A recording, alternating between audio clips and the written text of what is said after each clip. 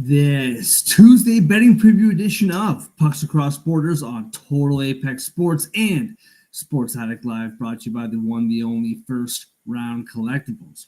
Right now, with our promo code Sports Addict, get 10% off whatever sports card you want in the entire First Round Collectibles store. They have an ongoing sale up to 50% off, tons and tons of cards. And with our promo code Sports Addict, not only do you get 10% off of regular price items, but sales items as well. What's your favorite sport? Hockey, football, basketball, baseball, wrestling, boxing, whatever it is, I promise you they have it at firstroundcollectibles.com. Use our promo code Sports Addict for 10% off your order. That's the promo code Sports Addict for 10% off regular price and sales price items. Firstroundcollectibles.com. That's the number 1 STRoundcollectibles.com. First Round Collectibles, sports cards for sports fans.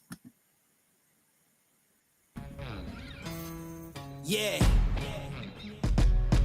Let's go. We just gotta go hard. I go the hardest. I bring the pain. Not what you used to. It's all part of the game. Yeah, I just gotta go hard. I just gotta go hard.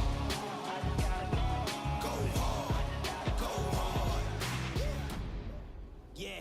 Oh yeah, the beast back. And welcome to this Tuesday betting preview edition of Pucks Across Borders on Total Apex Sports, brought to you by the one and only First Round Collectibles. I am Mark Sauter. It is wonderful to be back. Had the day off, I guess, for today's slate of games. Let's just be real with the audience. Kind of a crazy week. We both have lives, some schedules conflicting. We're going to be kind of on and off this week, but it is what it is. We are back right now on Monday night. Crazy night, as always, in the NHL tonight. We'll get to that, plus what we took away from the weekend. But before we get into all of that, as always, Andre, how you doing on a Monday night, bro? Happy Monday. Happy Monday, and I guess in 30 minutes, happy Tuesday. I'm doing pretty well. Yeah. Can't complain. Life does get in the way, but life doesn't stop the show. The show goes on. So, That's right. welcome to Pucks Across Borders, everybody. That's right. Welcome back. And we'd be remiss without mentioning, of course, here in Canada, today on Monday, November the 11th, Remembrance Day up here, down there, Veterans Day. And of course, no matter your political worldview, whatever your worldview is, the fact remains that without people sacrificing their lives for our freedoms, we would not be here. It happened a long, long time ago and still happens to this day. So hope that everyone took some time to remember and just to be grateful for the fact that we get to do what we do, and that what we do is just live life free, which couldn't have happened without sacrifices that people made. So hopefully you took some time to remember that and be grateful for that. And I mean, 'tis the Thanksgiving season, right? For you guys, it's like a couple weeks away. But nevertheless, here we are, Pucks Across Borders on a Monday night. Andre, crazy weekend in the NHL. We'll quickly go through what is happening tonight. The Canadiens at 12:30 in the afternoon, they beat the Buffalo Sabres 7-5. And I didn't tell you this before. I meant to show you a little screenshot. Once again, I got so stupid greedy with my parlay. I did Montreal Canadiens money line. I figured they got to win at some point. They've lost 6 straight. They got to get a win. Buffalo, they've been playing too well. This has got to cave for them at some point. They're 7. I think they were on a 3-game winning streak. I had Montreal Canadiens money line. I had Cole Caulfield goal. I had JJ Peterka goal. All 3 of those things happened.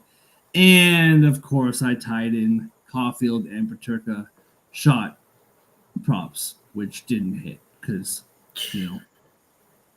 why would they? Caulfield only had 2 shots on net, and he scored on both of them, so that's all he really needed. But that was a crazy game. It was basically like last shot wins, like you're playing on your driveway with your buddies in like grade 8. It's like like next shot wins, next goal wins.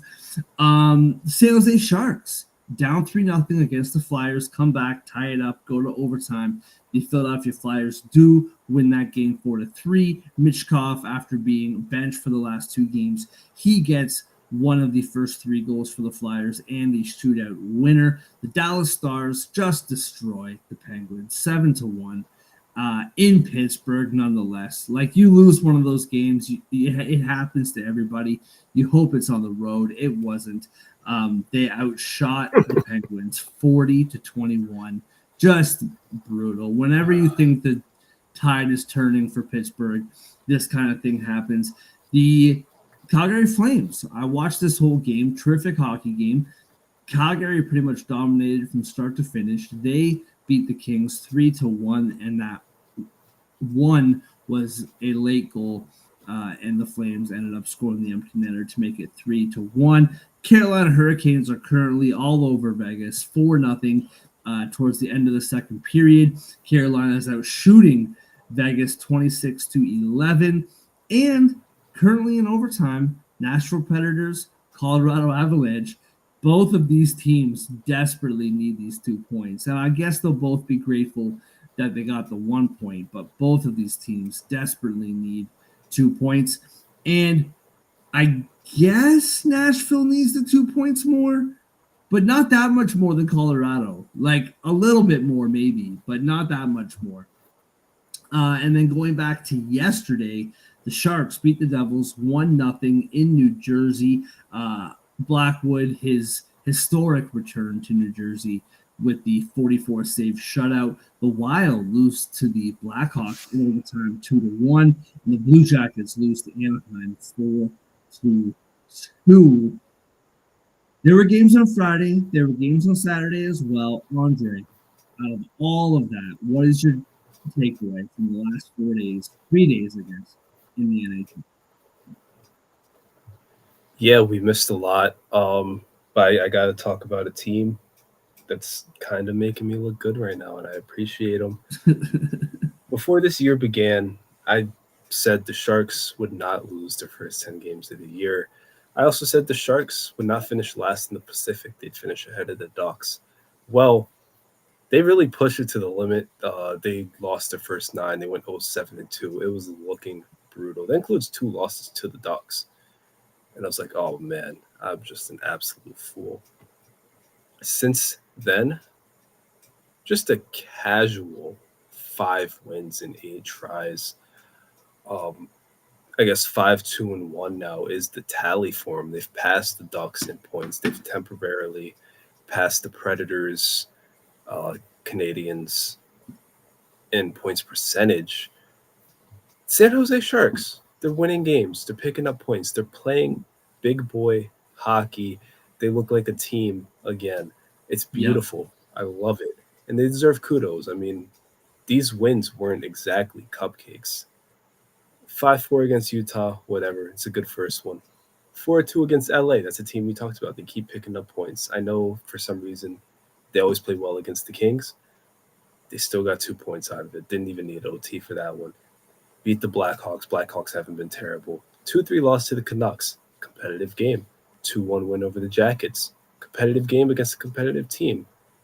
The Wild kind of pumped them a little bit, but it's cool. It's cool because they came back, shut out the Devils on the road to start the road trip.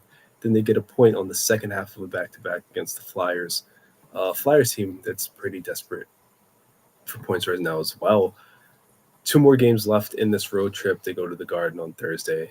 They go to Pittsburgh on Saturday with some time off because they're not playing, Tuesday, Wednesday. They also have off Friday. That Pittsburgh game should be a win. That Rangers game, if they can steal a point, they'll head back home feeling pretty good, as they should. They should get a nice rousing ovation for the take on the Red Wings. The Sharks are doing things right. Celebrini has been as advertised and then a little more. Yeah.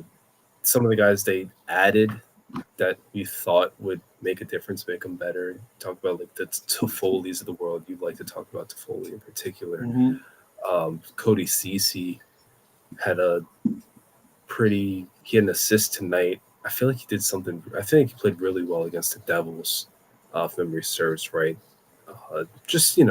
They're additions. that weren't necessarily aimed towards being a playoff team, but just being a competitive team, they're panning out. Barclay Goodrow had a goal tonight. So stuff like that. The Sharks, welcome back to the NHL. And if you're the Sharks or the Blue Jackets or the Blackhawks, who have just seemed to be in this just like perpetual state of rebuilding, just like every year they're just rebuilding all the time. This is what you want, is like, and I know it's November and I know it's not going to look like this more than likely by the end of the season. But right now, the last wildcard spot in the West has 15 points and they have 13. So it's like, it's like, this is what you want, is to be like just in the mix. You don't need any more first round like lottery picks. You don't need any more, like you just want to be in the mix, around the conversation. And of course, by the time the season's over, I don't expect them to be 4 points behind a playoff spot. But this is kind of what you want, just to be competitive. So for my takeaway, and again, what I'm saying, the point will become clear to you, so just bear with me. And I know it's a topic of conversation that is getting kind of bored right now in the NHL, but it is what it is, and I'll get to it in a second. But I have to ask you a question first. Igor Shesterkin, do you recall off the top of your head how much money he turned down, reportedly, to become the highest paid goaltender in NHL history? Do you remember the exact number? Of course I remember the exact number. It was 11 mil a year. 11 mil. 8 years, 88 mil. Yeah, it was 11 mil, 88 million, right?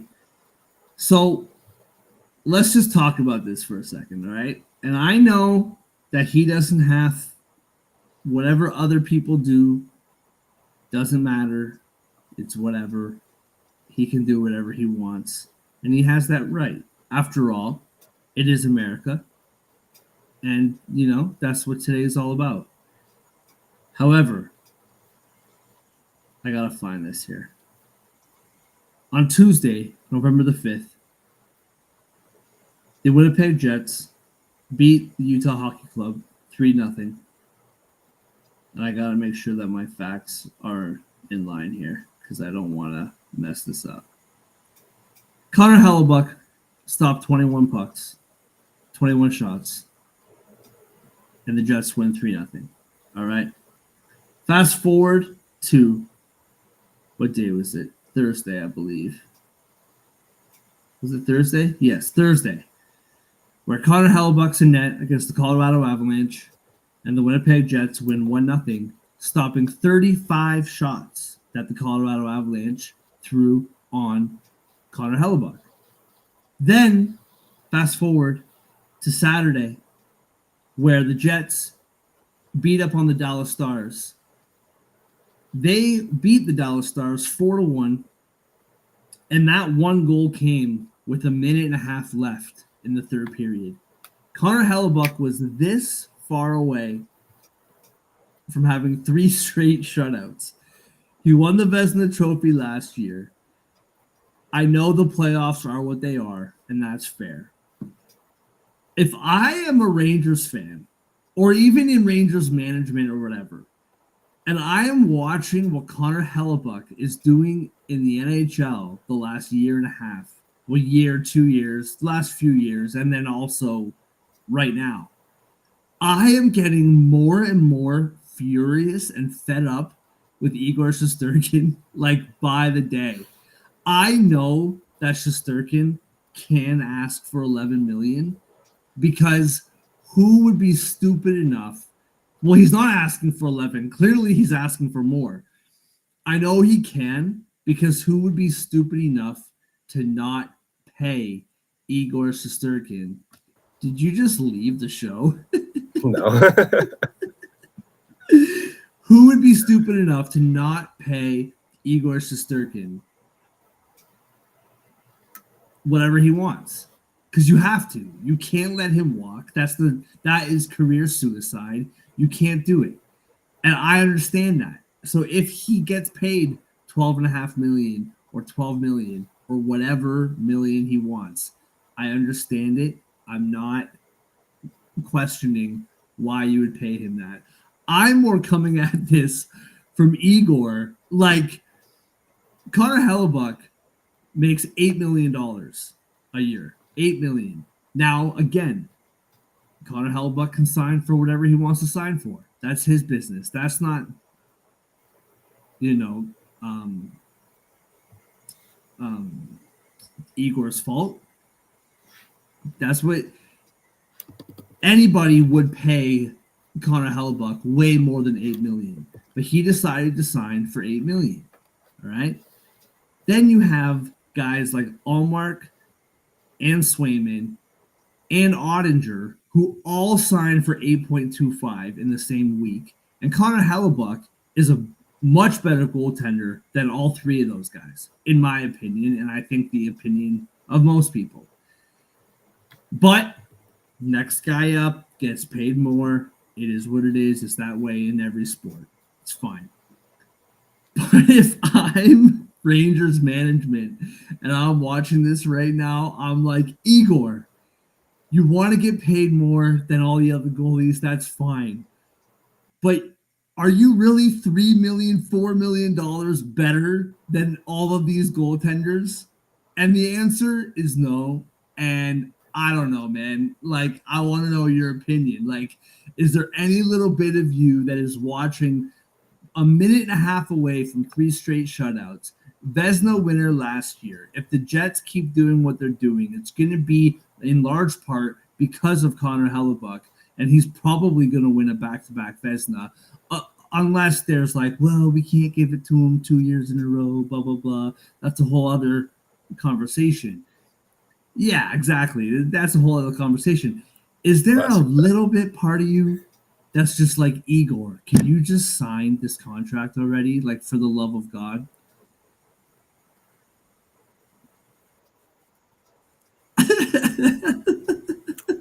Yeah, there's a lot of parts of me that are like Igor. Just get done with this already.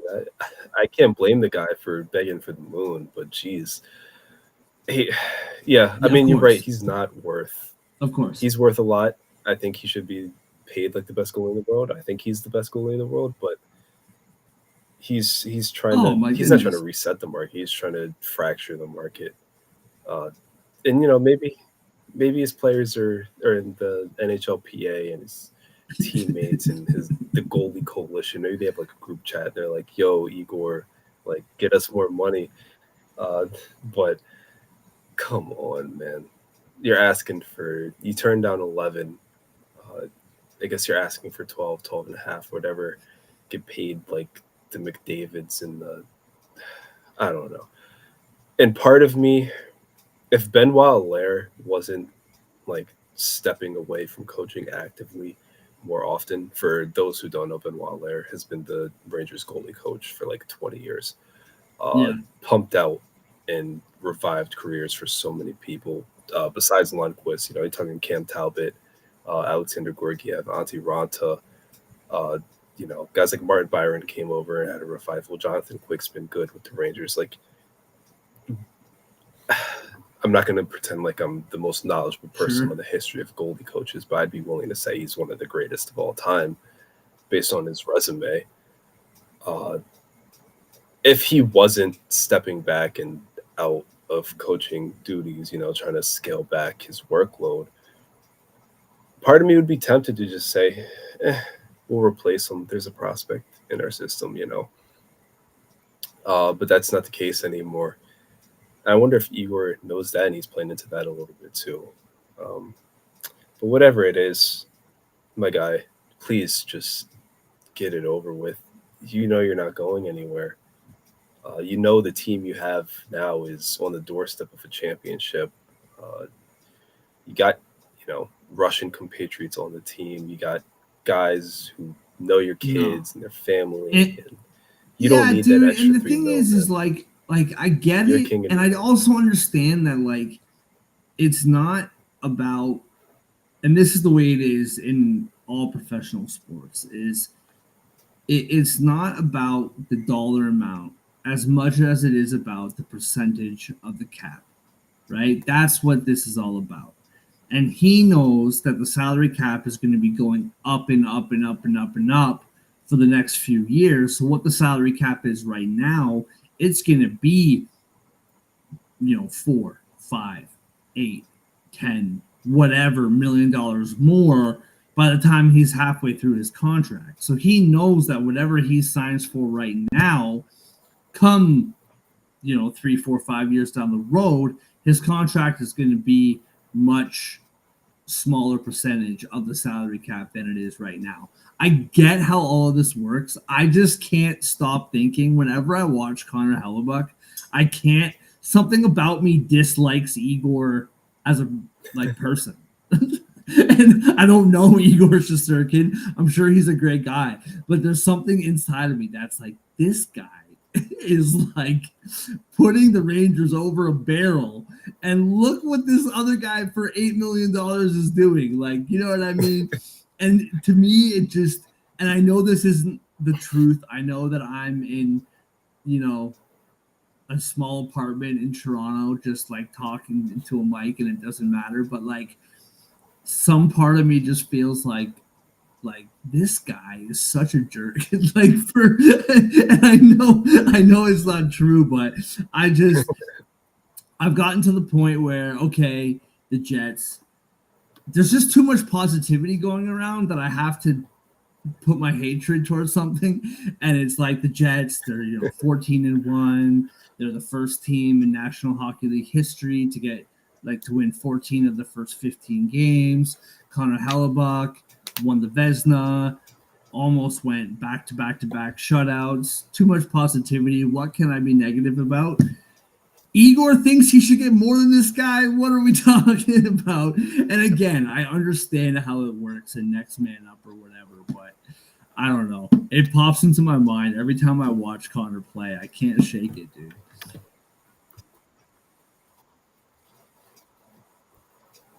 Well, I mean, we're going to talk about both guys very shortly, so going to keep this brief. Yeah. But hockey's a pretty selfless sport, particularly the NHL compared to the rest of the pro leagues. It's very selfless.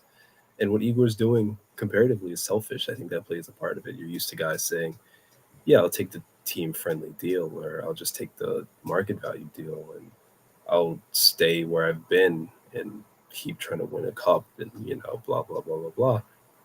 He's bringing an NBA mentality to the NHL, He's acting like a Nick instead of a Ranger. Yeah, and I mean, I think that plays a part. It doesn't help that for the last however many years now, the salary cap, since before COVID, this past offseason was the first time that the salary cap has gone up since COVID, right? So the salary cap's been so restrictive for so long, and now that there's this knowledge that the cap is going to be going up by a lot, he's just pay me. And once again, whatever he asks for, I think the Rangers should sign it. I'm not against it. I just can't.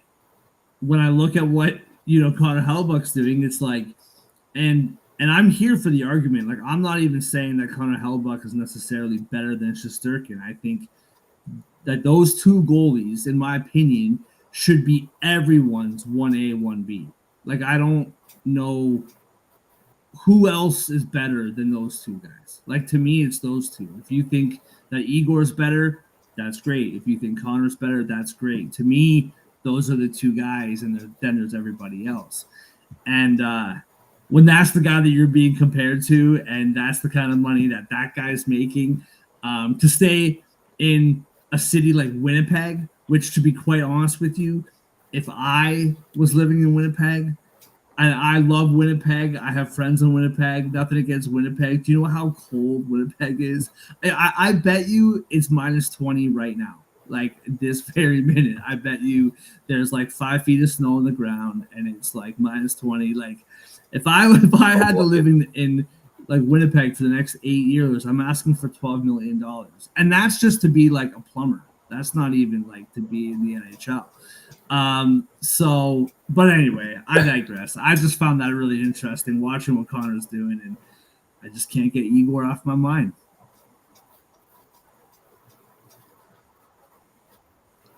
I did check Winnipeg's weather, and I didn't convert it to Celsius, but I'm gonna assume it's So 0 what is it right now? or Sorry, 1 Fahrenheit. degree. Or -1. It's Okay, 0 or yeah. -1. In Fahrenheit, I saw 31. So it's in the negative somewhere. So 32 Yeah. is 0. I figured it's There's at like 0. some weird thing with Fahrenheit, and I'm not going to get Yeah. this right, so people can fact check me and put it in the chat and let me know or whatever. But there's something with Fahrenheit and Celsius where it's never the same until it gets to be like -30, and then all of a sudden -30 is -30, no matter if it's Fahrenheit or Celsius. It blows my brain. Like I don't even know how it really works, but that's just an interesting little tidbit that doesn't matter. But that's what it is, -40. -40. So -40 It's is danger zone. -40, no matter where you're from. -40, yeah. There's something very like unifying about that. Something beautiful about that. All right. Well, you know what, man? I didn't even mean to do this. I didn't realize this was the first game we're talking about, but what a perfect segue. And I am, quite frankly, I am not happy that this game and the Leaf game are on at the same time. Typically, throughout my entire life, I have watched multiple games at the same time. And recently, my wife has started to lose her mind when I do that. So I've been trying to keep it down a little bit. You know what I mean? Maybe have one of the games in my headphones, watch one of the games on television. Oh, by the way, just a real quick kind of side note. I know it's a little late for side notes, but it's on my brain. So here we go. So I was driving my brother home. We were celebrating my mom's birthday yesterday. And I was driving my brother home. It's like an hour drive, and he's a Ducks fan. So we put the Ducks broadcast on the radio. Once again, Sirius XM, pay me like when you want to, because I talk about you all. Between Sirius XM and FanDuel, I give out so much free publicity. It's ridiculous. But we're listening to the Ducks broadcast on the way home. I know, and we've had this conversation before. I don't know if it's been on the air, off the air, whatever. But we've talked about Homer like broadcasts, right? Sam Rosen was a little bit homery, right? He had a little bit of that kind of homeriness in him a little bit. I know Joe Bowen for the Toronto Maple Leafs radio broadcast. He is extremely homer. I love him for it. There's lots, and I actually don't mind that. If it's a local market radio feed, be homer. Like your home fans are listening to that broadcast. There's no like New Jersey Devils fan who's like listening to, you know what I mean? Like it's like you're listening to your home team's broadcast. So do it up. Be a homer. I love it. There is, and I wish I remembered his name. There is no one more homer. And I listen to a ton of broadcasts. I listened to every team's broadcast. There is nobody more homer that I have heard ever than the Anaheim Ducks broadcast. And I wish I remembered the names. Dude, I'm telling you, to the point where he didn't even refer to them as the Ducks. He always referred to them as the good guys. It was incredible. It's just like the good guys too. The Blue Jackets won, and he scores another goal for the good guys. It was just the good guys. That's what he called them, and I just loved it. I had so much appreciation for it. I thought it was the greatest thing. Just never. I like listened to that broadcast for an hour, and not once did I hear him refer to the Ducks as the Ducks. It was always the good guys. I thought it was hilarious. I don't know. I loved it. Yeah, thought it was great. It's always the good guys. What's that, sorry? No, it's perfectly fine. It's perfectly fine couch behavior, a few beers. I loved it, dude. I thought it was Friends ask, great. "Hey, I think what's the some score?" people It's might the good have guys like are a up, hate you know? on for that, but I thought it was awesome. I was like, dude, this guy's the best. He just loves the Anaheim Ducks so much. It's just the good guys all the time. I love it. Um, he's that guy that's like, I can't believe I get paid to do this. Like, I'm just watching the good guys every night, and I get paid for this. This is amazing. Oh yeah. But anyway, let's move on back to our previous conversation. The Winnipeg Jets are in New York tomorrow night to take on the New York Rangers. Rangers minus 126 at home. The Winnipeg Jets plus 105 on the road. Minus 1.5 for the Rangers is plus 198. Plus 1.5 for the Jets, minus 250. The over is 6.5 at plus 116. The under is minus 142. A very, very quick, before I pass it off to you, very quick update. The Colorado Avalanche have won in overtime. Samuel Girard scored in overtime. So the Predators lose again. All right. Winnipeg, New York, Andre. What do you got, man? This is your home team. I know you love that Rangers minus 1.5 action, but let's be real here. What are we doing? Jets, Rangers. Yeah, I'm gonna Whoa, be give me a really break. real here. Give One me and a a half break. is enough for me. I need minus 2.5. I need minus 3.5 here. 4-0 Rangers win. No, in all seriousness, and just to kind of finish the conversation we had earlier, if Igor wants to be that guy, he wants to get paid, 20 million a year and roll around in money like Scrooge McDuck. This is the game to prove it. You got the team off to the greatest start ever. You got the goalie who won the Vezina last year, and he's looking pretty good again this year. They're coming to your crib. I mean, if there's ever a time for Igor to stand on his head and pitch a shutout, it's this game. And you know what? After what happened, not the Red Wings game on Saturday, but the Buffalo game before that, their last time at home, I think they're going to bounce back in a big way. I don't think there's going to be a shutout. I think the Jets are only going to score once or twice. And I don't think that's going to be enough for them to win this game. Maybe it goes to OT. But I think the Rangers finish with 3 goals at the very least against this Jets team, and that's enough to pull out the win. I'm taking the Rangers and taking the under. I like the under. I do think like it's minus 142 for under 6.5, right? I'd be curious to see, does FanDuel have it at 6.5, or not FanDuel, sorry, DraftKings have it at 6.5, or is it 5.5 or 6? Okay. No, they have it even 6, minus 110. Under Okay, under yeah, 5.5, I don't see plus 105, under 6.5. I don't see any alternate totals yet on here. They do have a flat line.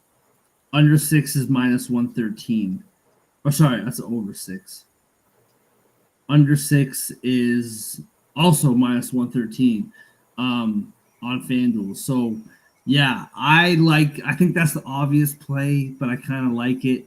This is my thing, dude. Like, I think it's probably pretty obvious where both of us are going. If any of these people who are watching live, by the way, we appreciate you. If you're in EST time zone right now, we appreciate you watching. I think anyone could have guessed if they knew us that I was taking the Jets and you're taking the Rangers. That was probably pretty obvious.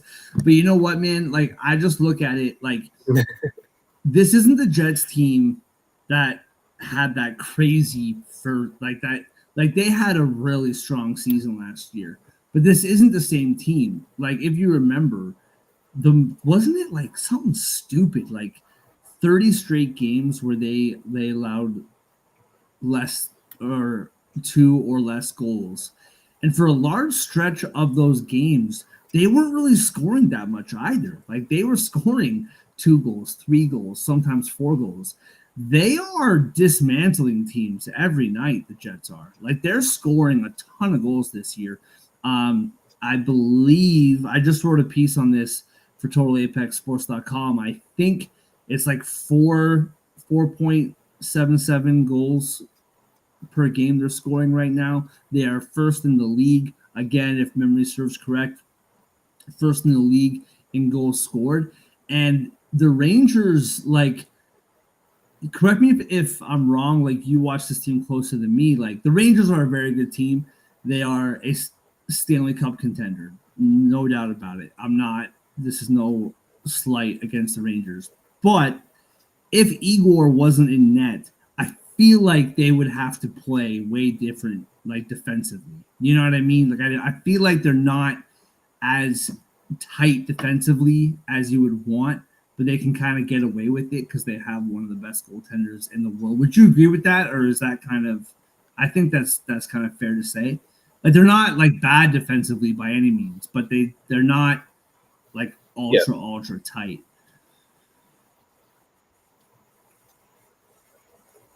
No, 100%. they take more risks when the Igor is there because they know he can stop almost anything. I mean, that's why the backups usually have great numbers. And look at Jonathan Quick this year; he's only Which is crazy. he Jonathan stopped Quick, man. 107 of 111 I love shots. that he's still in the They league play doing his tighter. thing. Yeah, so that's kind of my thing is like every once in a while, Igor has a night.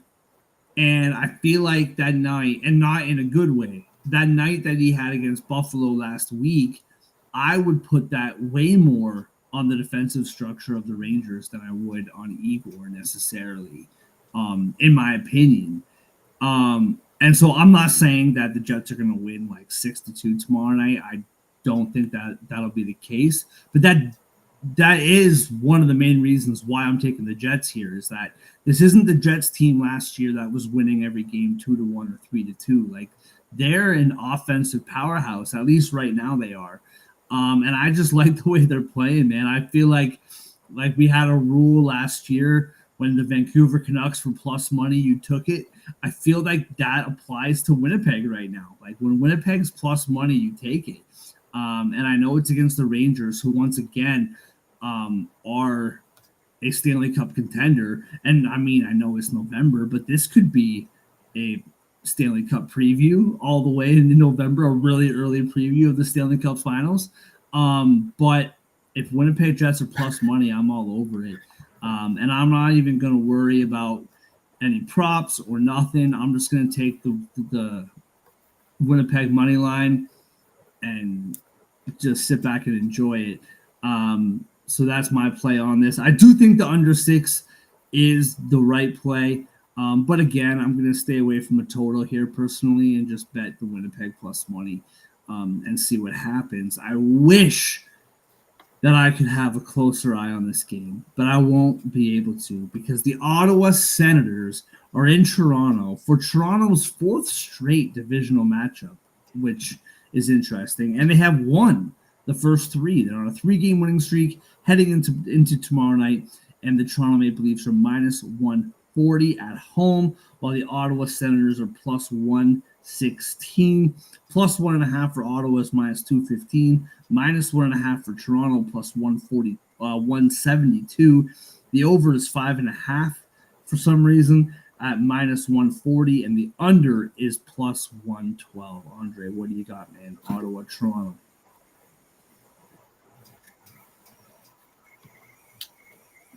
Yeah. Yeah. Ottawa took 3 of 4 from the Leafs last year. 3 of those games were multi-goal wins. Toronto's going to get their lick back, and they're going to get it back pretty good. 3-game winning streak for your boys. Won a back-to-back 7-2 aggregate, pretty comfortable. Like you said, divisional games. They beat the Bruins to kickstart this run. A few days off. They're buzzing. They've allowed 2 goals over the 3-game winning streak. I mean, what's not to love about what the Leafs are doing right now? And I know Ottawa's had a fine season. They're 7-7. They win, they lose. They win 2, they lose 2. It's just a nice little dance they got going. But they're not really impressing lately. And I mean, you look at their last 5 games, the offense has kind of gone cold. Only scored more than 2 goals in regulation once, and that was the game against Seattle where they pretty much just dominated. So Toronto's gonna keep this Senators team in check. I expect fewer than 2 goals from Ottawa, or fewer than 2.5, I should say. So I will take the under on that. And I think the Leafs are going to win by multiple goals. I see that puck line at plus 180. I think that's kind of insane. And I love it. What Toronto's doing right now is great. They're back on track, and the Yeah, Senators are already it's having trouble super scoring. bizarre what into the it. Leafs are doing right now in this stretch. Like, up until that game against Boston, they're some nights they look like they're a completely new team, and they just look dominant. They look physical. They just look like the creme de la creme, or whatever the saying is. And then there's nights where they lose to Columbus 6-2, and they lose both games against St. Louis within a week of each other. And it's like, what even is this team? They're 4 for 40 on the power play, worst power play in the league. Then the best goal scorer of this generation gets hurt and is out. And the Toronto Maple Leafs go on to win the next 3 games. Not only that, they're 8 for 14 on the power play in the last 3 games. Their goaltending's been phenomenal. Stolarz, again, if you watch the show at all, I've talked about Stolarz a ton. Joseph Woll had his best performance of the year. He started the season late due to injury. On Saturday against Montreal, had his best performance. Now I know it's Montreal, but still, man, you got to play who you have to play. And he had a very good performance. I believe Stolarz will be in the net tomorrow. You're 100% right, man. The Leafs are playing the best, and the thing is too is like they had that super dominant win against Tampa Bay, and then they lost against Columbus, St. Louis, and Boston, and then they beat Winnipeg and looked phenomenal. And then they lost like to St. Louis. You know what I mean? Like they hadn't like put together back to back strong games, and now they have for 3 games straight. They're playing Ottawa tomorrow night, and listen, Ottawa, much like Montreal, which didn't really pan out the way I thought it would on Saturday. Ottawa always gets up to play the Leafs. They just always do. That's just kind of how it goes. I'm a little nervous to take the puck line just because I do think it is going to be tight. And if Linus Ullmark, although Ullmark hasn't played super duper well, like he's had some good games. That game against Boston, his little homecoming there on Saturday, he played really well. But for the most part, he's had an okay season so far. I'm going to take Leafs minus 1.5 as well. I am a little bit hesitant on it just because, like I said, Ottawa.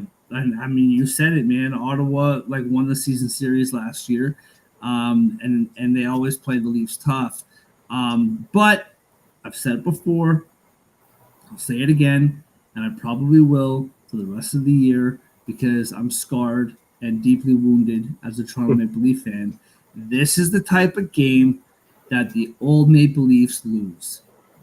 You have 3 unreal performances. You're playing a team at home that you should beat, and you lose by multiple goals. This is what the Leafs have done for years. And so, based on this team right now, they should win this game by multiple goals. I'm just putting a little disclaimer out there. This is a game in the past the Leafs lose. So I'm going to be really interested to see what happens with that one. All right, moving on to the New Jersey Devils in Florida. Florida is minus 140, exact same odds as the previous game. Florida minus 140. The New Jersey Devils on the road are plus 116, plus 1.5 for New Jersey, minus 215, minus 1.5 for the Panthers, plus 172. The over is 6.5 at plus 106, and the under is minus 130. What do you got, bro? I don't know why I said 30, like hip hop video, but that's what I said. What do you got, man? Devils Panthers tomorrow night. Yeah, I love the over more than anything because the Devils besides when they lose, they seem to be getting shut out. But every other game, they seem to be scoring 3+ goals. They seem to be the Devils offensively, and that's perfectly fine because the Florida Panthers are doing pretty much the same exact thing. And the Florida Panthers, by the way, 7-game winning streak. Defending champs are doing what champions do, winning games. This is going to be a high score affair. This is going to Yeah, I be think so like too. 4-3, 5-4 type game. As far as who's going to win, it's hard not to back the Panthers here. Uh, that -140 is kind of tight. I wouldn't be surprised if this had an extra 5 minutes, had a shootout, whatever. So I don't even know if I want to touch that 60-minute line. I do think the Panthers are going to win here, though. But the over, I'm getting 6.5 at plus money right now, and I love it. So that's my favorite bet from this game. Yeah, how can you bet against Florida right now, man? Like they're just Stanley Cup Yep. hangover doesn't exist for this team. While the Edmonton Oilers are over there stumbling and walking into walls and tripping over, benches as a hungover, person does, puking in the corner, trying to get some grease in them to get, get a nice greasy burger in them or whatever. The Florida Panthers are that crazy specimen that is up until 2 in the morning, wakes up at 5:30 and goes for a 5-mile run. Like they're fine. Like they're playing great. They have their moments. What was that game the other day? Was it Saturday? The Panthers Yeah, Saturday. They're against the Flyers. yeah, like that was a game that they just let the Flyers hang around. The Flyers played really well, no disrespect to them. But they just never, like the Panthers just never really took control of the game. They, were down 1-0 and then tied it up and then took the lead and Philly tied it up and then Florida took the lead and then Philly tied it. It was just kind of whatever, but they just find ways to win games. That game was very Kansas City-esque if we're going to compare it to the NFL. And they're just a really good team right now. Now, on the other hand, the Devils, like, I know that they haven't been like overly convincing, but I kind of like what I'm seeing from this Devils team. I think last year was a really disappointing year for them. They get a new coach, and this isn't saying one is better than the other, but Sheldon Keefe is a much different coach than Lindy Ruff, right? And so trying to figure out a new coach, trying to figure out new systems, all that stuff. I know it's the Islanders, but you were losing. Was it Friday night? You're losing to the Islanders 3-1 with like 4 minutes left, and 10 minutes later you go back into the dressing room like winning in overtime. Like I know it's the Islanders, but that's a really impressive win against anybody. Like you're down 3-1 with the dying minutes left. You come back, you win the hockey game. So I do like what we're seeing from the Devils. But I'm right there with you, Florida. Did you say 60-minute line or are you taking puck line? I said I wouldn't. I said I wouldn't touch it. I could see this one going to OT. The Devils are, for the most part, playing pretty well, except for when they just randomly get shut out. Yeah, look like they've never skated before. There's a reason why the over's plus money. Like Markstrom and Bobrovsky, two of the better goaltenders in the NHL. And by the way, I have to apologize. I said that it's Igor and Connor, and no one else is 100%. Even close. Sergei Bobrovsky's up there. That's my fault. He's one of the best goaltenders in the league for sure. But yeah, I like the over. There's a reason why it's plus 106 though. You got two really good goaltenders playing each other in this one. All right, moving on to Boston and St. Louis. I got something to say about this. The Boston Bruins are minus 166, and the St. Louis Blues are plus 138. All years. Blues got a ton of injuries. I get it. And once again, as I say on the show all the time, and I know Vegas gets this right more than they get it wrong. I get it. There's a reason why they have more money than me. I'm just saying. Have you watched the Boston Bruins in the last 3 weeks? Why is this team minus 166? What am I missing here? I know that they have, I guess, on paper, the better goaltending. I know that they're, better, but not minus 166 on the road better. Not a chance. Now, St. Louis just got their faces kicked in by Washington on Saturday in embarrassing fashion, which I believe that was at home. Was it not? Yeah, dude. Like, so I get it, but minus It 166 was. seems like a Yeah. stretch. Minus 1.5 is plus 154 for Boston. Plus 1.5 is minus 192 for St. Louis. So Vegas thinks that it'll be close at least. The over is 5.5 at minus 118, and the under is minus 104. What do you see here, man? Boston, St. Louis. Yeah. Yeah, genuinely, I don't want to talk about this game. So I'm going to make it brief, and then I'm going to open the floor to No. you for a related question. I don't trust either offense, period. I'm just going to be very blunt about that. I'm taking the under in this game. Uh, Maybe St. Louis pulls it out. Maybe Boston pulls it out. Who knows? Who cares? I really just, it's kind of a gross game. What I am interested in, uh, Marshawn, I've heard some, and obviously it's early. It's probably no credence to this. I've heard him floated Ooh. around in trade rumors. There's buzz going around.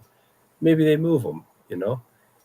I You, don't you think see so, anything to man. that? I don't think See any so. fire with the smoke? More, Or I mean, it's possible, I guess so, but like to me, I just think that Martian, like he, don't you just see him retiring as a Bruin? Like I'm going to assume, I don't know this to be a fact, so by all means, if somebody knows this, then please tell me. I'm going to assume he has a no trade clause. I'm going to assume because even like fourth line wingers who make $2 million have a no yeah, trade clause for some reason. So I would assume yeah, so I would assume that we'll talk he about would Mike have to Mitchell like that. approve anywhere that he would go. And I don't think, and I also think like this team, despite whatever is going on in the locker room, despite whatever is going on, like Boston does have a superior culture to a lot of teams. And I can see them like him, like, I'm not going to quit on this team. I'm not going anywhere. So they might be shopping him and people might be calling. I definitely think that there's probably smoke there. But will he leave? I don't think so. Like I don't think he would leave personally. Um and as far as this game, dude, I promise, promise, as degenerate as I may be, I am not betting this game. The only way that I will bet this game is in like a goal scoring parlay with like Pasternak or something. I'm not scoring. Now, that being said, I do see this a little bit differently where you are picking the under because you don't trust these teams' offenses. I'm kind of leaning over because I don't trust any part of any of these teams at all. I don't think Swayman's looked that impressive. I don't know if he's in the net or if Korpisalo's in the net. Korpisalo's been getting a couple more starts lately. And like Biddington, like he hasn't been overly impressive either. Like to me, man, like this game could be 3-2 just as easily as it could be 5-4. Like I don't think there's really that much of a stretch for either of those things to happen. So but Brady, what's up, man? Good to see you in the chat. Appreciate you. I'll answer your first couple questions in a minute. The over-under for this game is 5.5. Minus 118 is the over. Minus 104 is the under. That's on FanDuel. So yeah, I'm kind of leaning on the over, but I promise you, I'm not betting anything to do with this game, other than, like I said, maybe a Pasternak goal, maybe, but we'll see. First of all, that's dope that you're going to the Grey Cup, bro. That's going to be a really good time. Argos, Bombers in the Grey Cup, which is awesome. Just a great vibe in Winnipeg right now, man. Their hockey team is historic right now. Their football team starts 0-5 in the season, and they find their way back to the Grey Cup, and they host a playoff game on the way. Some great vibes in Winnipeg, and that's going to be a lot of fun, dude. Isn't like I think like something random like the Jonas Brothers are playing the halftime show. I'm pretty sure, like Yeah. something like You told me that. yeah, You told me it was the Joe Bros. yeah, man, I love it, dude. It's like a lot of times it's just like Canadian content, and now they're going for the heavy hitters, man. I love it. Um, and Twisted Tea is sponsoring, which is random, and but hey, I'm all here for it. And am I doing a Grey Cup preview? Yeah, maybe we'll do a Grey Cup. Yeah, maybe. I'm definitely gonna write a piece on it for Total Apex Sports for sure. But maybe we'll do a little Grey Cup preview towards the end of the week. Why not? That's gonna be a good time. Good for you, bro. I'm glad you're going. That's dope. All right, moving on. Yeah, that'll be fun. The only thing that bums me out so hard, man, is Chad Kelly. Despite whatever people want to think about him and whatever shady stuff that guy's gotten up to, he broke his leg in the game last week, and it was disgusting. Like just brutal. You hate to see it. So I don't know. I'm pretty sure because of that injury, the Bombers are like minus 10.5 favorites going into Sunday. Brady, I don't read articles. Okay, well then that won't be for you then. I mean, I guess this kid's I don't know. Yeah, dude, the injury was tough. I feel like I'm going out on a limb here, but if Brady is like a student, then maybe he just reads enough in school and doesn't want to feel like he's back in school or something. Fair enough. That's why I I listen get to it. us groan That's right. about the city of St. Louis. Yeah, dumb them down a little bit. All right, here we go. Let's move on. The New York Islanders are in Edmonton. It might be 9:30 for Brady, but it is not 9:30 for us. So let's move on. The Islanders are in Edmonton tomorrow night. Edmonton minus 225 favorites. The Islanders on the road plus 184. Minus 1.5 for the Oilers is plus 116. Plus 1.5 for the Islanders is minus 142. The over is 6.5 at plus 110. And the under is minus 134. What do you got, bro? Islanders, Oilers. Yeah, the Oilers are 500. Good for them. 7-1. To beat the Canucks 7-3 over the weekend. A huge win. Big win. But man, if they don't win this one and convincingly, it's going to be rough because the Islanders are just an absolute mess. Granted, they've won 3 of their last 5. One of the other losses was in OT. They haven't been terrible lately. But you and I know, we've watched this team enough. There's nothing really good or convincing about them. They it seems like in those wins, the Sabres win, the Penguins win, they kind of just escape with their tails tucked between their legs. Devils game should have been 2 points in the bank in 60 minutes. Instead, it was 1 point at home. Both ends of the ice, just nothing really. The Islanders are they're just a mess. I don't really know how else to describe them. And I know they're 6-3. It's not the end of the world record-wise. It's not the end of the world points-wise, but we watch them play. We know what we're watching, and it's not good hockey. The Oilers, they scored 7 last time out. You still assume they're the better team. They obviously have the top-end talent that the Islanders don't. They should win this one by multiple goals. So I'm going to take that puck line. I'm going to trust them. I know they've been struggling. But these are the games you need to win to get back on track. Yeah, I'm right there with you, man. I mean, in theory, I'm right there with you. I still don't really trust the Oilers that much either. But Do I trust them more than the Islanders? Yes, I do. And so just keep it nice and simple. -1.5 Oilers, +116. I feel like this is more of an indictment on the Islanders. Like, yes, the Oilers had a very impressive win the other night. I watched that game. Very, very good win over the Canucks. Absolutely. 7-3. Big win. The Canucks are, in my opinion, a better team than the Oilers right now. I'm not saying necessarily in the long term, but right now the Canucks are playing better than the Oilers are.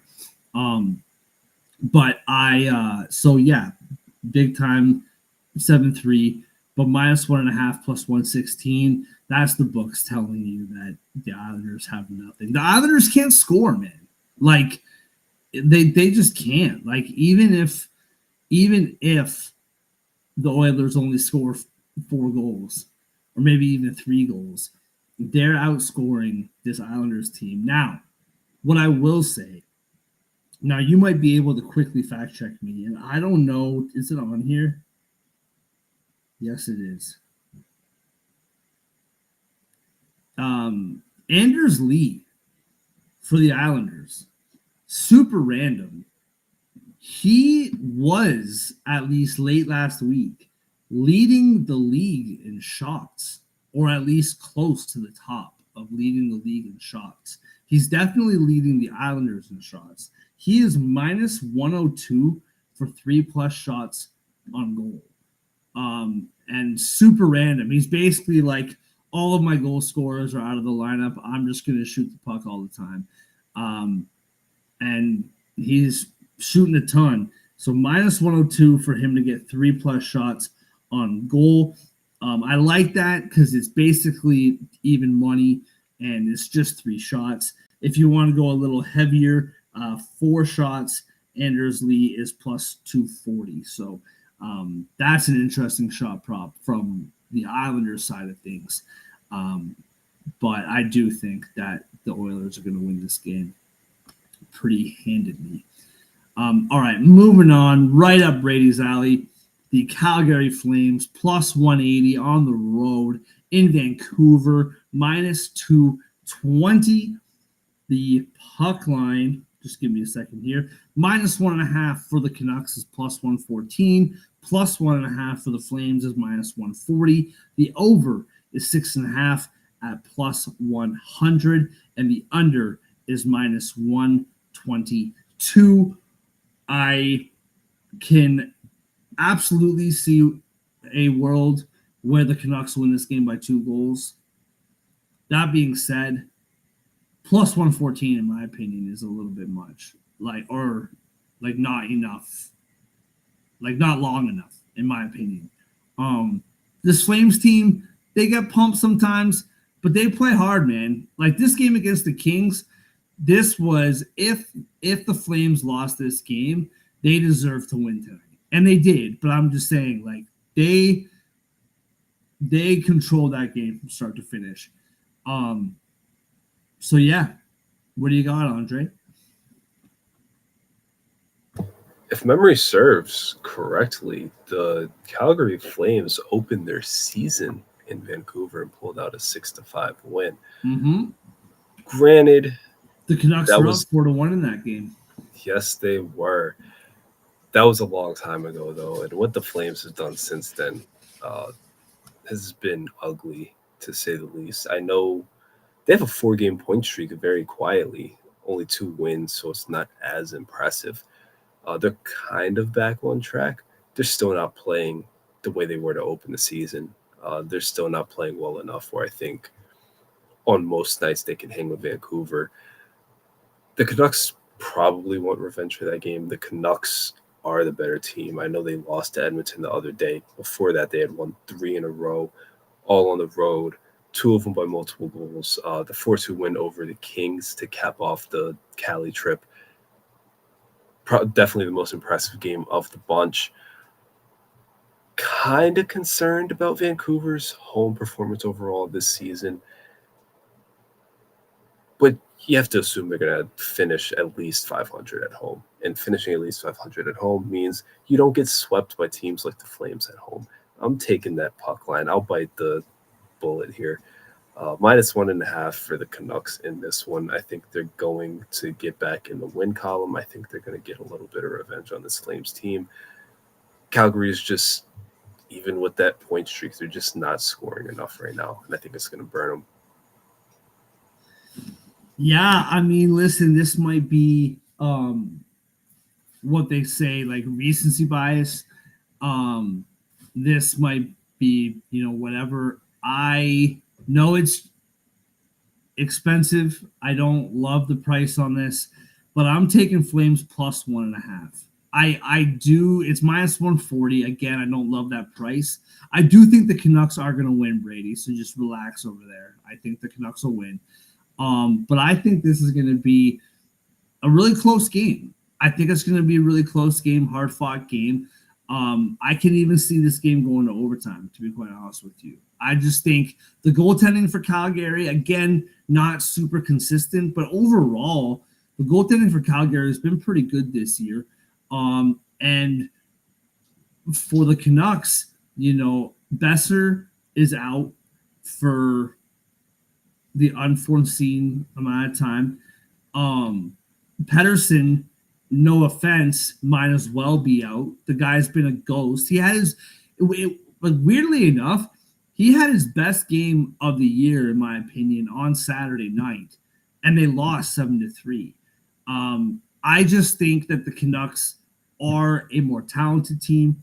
They're the better team. They will win this game, but I also feel like they're not clicking at full strength, where I think they're going to blow the Flames out of the water. The fact that the Flames played tonight obviously does favor the Canucks and shows in the line. But I'll take the Flames +1.5 at -140. All right, moving on to the last game of the night, the Columbus Blue Jackets in Seattle. Feel like the Columbus hype is kind of dying down a little bit here. That was quite a ride they took us on, but I feel like we're kind of going back to the means. That being said, should the Kraken be -182 favorites against this team? I don't know about that. -182 are the Kraken at home. The Blue Jackets +150. -1.5 is +132. +1.5 for the Blue Jackets is -162. The over is 5.5 at +102. I feel like I'm saying 2 a lot. The under is -124. Andre, what do you got, man? Blue Jackets or your Seattle Kraken? Yeah, a real city unlike St. Louis. Give it up for Seattle, everybody. No, Columbus, they need to get off the road. They need to get back home. This road trip desperately needs to end because, I mean, we've seen what they're doing. Obviously, before you leave, you lose 6-2 to the Jets. Everybody's losing 6-2 to the Jets. It is what it is. But then you go to D.C., you only score 2, you give up 7. You go to San Jose, you only score 1, you lose an OT. You go to L.A., you only score 2, you lose by 3. You go to Orange County, you go to Anaheim, barely even have to travel between those games, we're being honest. You still only score 2. You lose by 2. They're just not scoring. And when we were talking about them earlier, it's like, oh, this is a scary team. This is a team that's competing. It's because they were scoring more than anything. Granted, they were stopping pucks. They were also playing well defensively. They were getting good goaltending. But the key for them was they were consistently scoring, like 3, 4, 6 goals in these games and getting a point or 2 out of them. So Seattle hasn't been lighting the world on fire by any means, but they are home. They did just come off a big OT home win against Vegas. Like they were supposed to, in my estimation. Humble brag right there. I think they're going to add another win here today. Or I guess it is today. It's Tuesday at this point. Oh, yeah, we're there. This is a struggling Columbus team. The Kraken won't have to worry about scoring 4 times to compete. Like they have a few times lately. That's a large reason why they're struggling as well. So I'm gonna take the Kraken -1.5. It's what Columbus has been doing on the road during this trip, and I just don't see it ending until they get back home. I think what was most impressive for me about that win on Friday night, because I watched that game on Friday, and it I'm not a big Seattle guy. I know, like before the season started, you believed in them to be potentially in the mix for a wild card spot down the stretch. I don't really think this team's that good. That being said, what I was really impressed with on Friday was they were losing 2-0 quickly. Like I believe by the time the first period, yeah, they scored. My guy Dorfiev, I called it. I told everybody I called it. I got corrected on my pronunciation like 3 times, and you know what? It was humbling. We learn, we grow, we take criticism, and we move on. And then he went on to score a goal for us, make us some money. 10 minutes into the game, it's 1-0. 3 minutes later, it's 2-0. And for Seattle to come back, make it 3-2, Vegas had to score the dying minutes to tie it up to go to overtime. And that overtime, if I remember correctly, I'll double check here. I think that overtime finished rather quickly. Yeah, it was like 30 seconds in. That overtime started and it was over. That was really impressive for me for Seattle, was that they were down 2-0 quickly at home against Vegas. Granted, Vegas has been an awful road team this year for some weird reason. But that was really impressive for me. Columbus, listen, I love me some Columbus Blue Jackets. This is a story that we are all rooting for.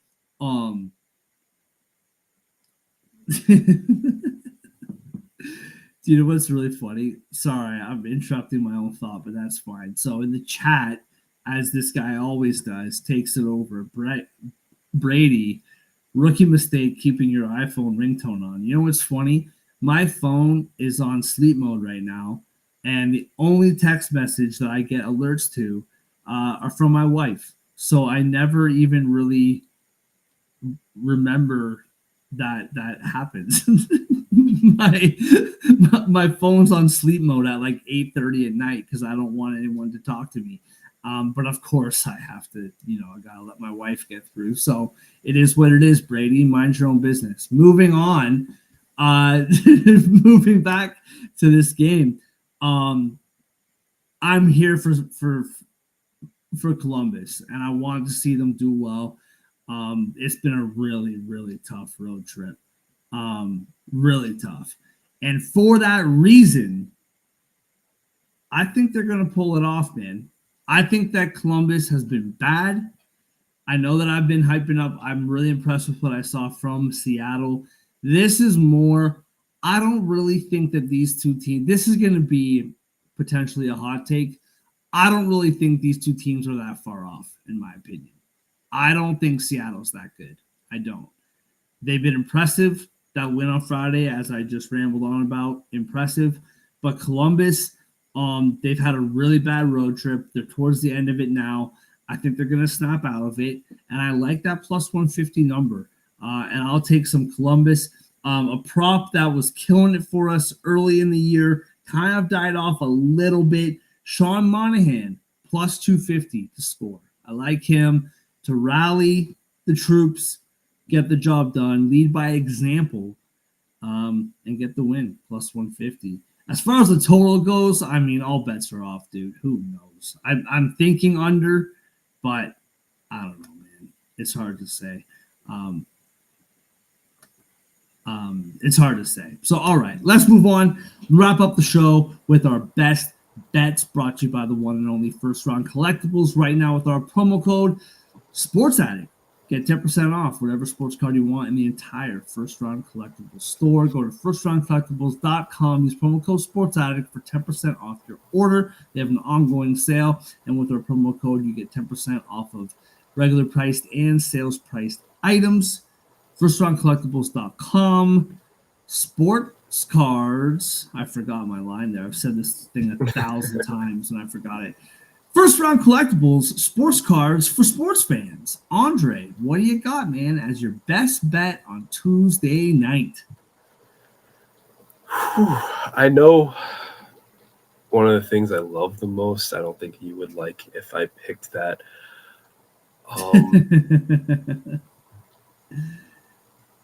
And that's leaving me in a pickle. I'm gonna go with my gut though, over 6.5 in Devils Panthers. I mean, both of these teams consistently just scoring 3+ goals.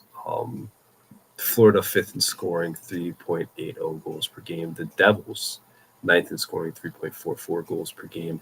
The Devils have this weird knack for getting shut out, but they just got shut out. It's not going to happen again. So I'm penciling them in for 3. Obviously, the Panthers, that winning streak, been excellent pretty much everywhere as they are as a team in general, but their scoring has been consistent throughout this stretch. So I'm expecting 3 goals from both teams. I'm expecting this game to sneak its way over 6.5. Yeah, I like that. So for my best bet, and this is going to be a little bit kind of, let me just pull up what I'm trying to pull up here. Professional broadcasting at its finest. This one's going to be a little bit weird because I haven't gone down this road a lot. I did it a lot last year, but I haven't too much over the course of this season. But when you look at the games for tomorrow night, or for tonight, if you're watching on Tuesday, then for tonight, Winnipeg Jets, I think they're going to beat the Rangers. I cannot take that as a best bet. That game is a coin flip. I do like Winnipeg. The Maple Leafs, I do think they're going to win by -1.5. But as I've said, this is a game, years gone by, that the Leafs typically lose, and I'm not making that as my best bet. The Devils Panthers, I don't want to take a side on it, and you just made the over our best bet. I'm here for that. That's all of the exposure we need to that game. Boston Bruins, St. Louis, that game doesn't even exist to me. It's not even happening. The Islanders Oilers, I'll get to in a second. My best bet comes from this game. Calgary Flames Canucks, not picking Seattle Club. Like, there's just lots of sides that I like, but best bet, no. So I'm going to go back to what I said in the Islanders and Edmonton game. Anders Lee, 3+ shots, -102. I'm just looking back. He had 1 shot on November 9th, 3 shots the night before, 0 shots, 2 shots. So in the last 4 games, his shots have been kind of going down, but they keep losing guys. And before that, he had 5 shots. Like, he was getting a bunch of shots. And I just think that's going to be on the uptick. So give me Anders Lee, 3+ shots at -102. It's a bit of a deep dive, but tomorrow night is friggin' wonky, man. Wonky. Tomorrow night is wonky. Yeah, Anders Lee, 3+ shots. I have it at -105. It's pretty much the same odds there. I like it. He's averaging more than 3 shots on goal per game this season. I had it pulled up. I think he has 53 in 17 games. 15 games. That's bad. It's 53 in 15 games. That is roughly 3.5 per game. Well, October 30th was his first game where he didn't register 3 shots or more. The first 1, 2, 3, 4, 5, 6, 7, 8, the first 9 games he got 3+ shots. And it's been kind of on the downtick, but they don't have anybody, man. he's gotta start shooting that puck again. It's also a team that loves overtime, so they love it. They can't get enough. Get some extra shots in there. Family play. It's the tricky part. Ooh, that is a tricky part. I mean, I know what I'm willing to make it, but I also know you don't agree with this pick. So what's that? The Rangers? Of course. Oh that's yeah, dude. very strictly not a family play though. Yeah, no, it's not. Man, we're kind of split on a lot of these, eh? Well, What do yeah, you and then think? there's two games that we just really don't want to touch either. Yeah. What do you think about? I mean, we can go to that game. This is a little bit risky, but I'm here for it. Winnipeg Jets Rangers under 5.5 now is the total on this game on FanDuel. Plus 116 under 5.5. Oh, they're giving you 5.5 now. Yeah. That is kind of risky though. I mean, these offenses. It is. Yeah, I don't know about that one. And I know you don't want to make it the Leafs. Like, I feel really good about the Leafs. I know you don't want to make it the Leafs.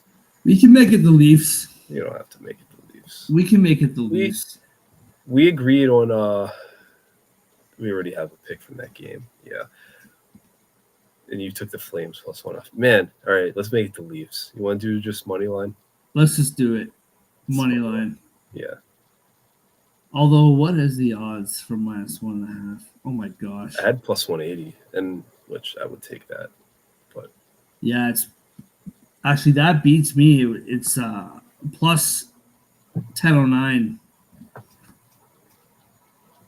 Let's just do the money line. Keep it simple. It's in a parlay. Minus 140 for Toronto Maple Leafs. On FanDuel, it's plus 599. got plus 565 over here, so you got me beat again. What's the money line over there? Because the minus 1.5, your odds beat me. Yeah, no, I've Leafs money line's minus 142. Anders Lee minus 105. The over 6.5 is plus 102. So I think you have like a few cents on each play. Gotcha. Absolutely love it. As a recap, our best bets are the Devils Panthers over 6.5. Anders Lee 3+ shots on goal. Toronto Maple Leafs money line. Love it, bro. I'm all for it. Sounds like dubs to me.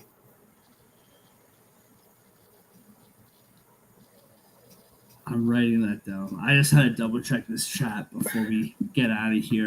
Brady. Oh, he's talking about the total. Yeah. Yeah. Non-believer. Wait, that was like 5 minutes ago. What total is he talking about? Oh, the Devils Panthers. Devils Panthers. Yeah. Yeah. Devils Panthers plus 106 on FanDuel over 6.5. All right. Well, everybody, thank you so much for joining us on Monday night. Lots of people tuning in. We appreciate you guys very, very much. Have a wonderful day on Tuesday. We will be back either tomorrow night late or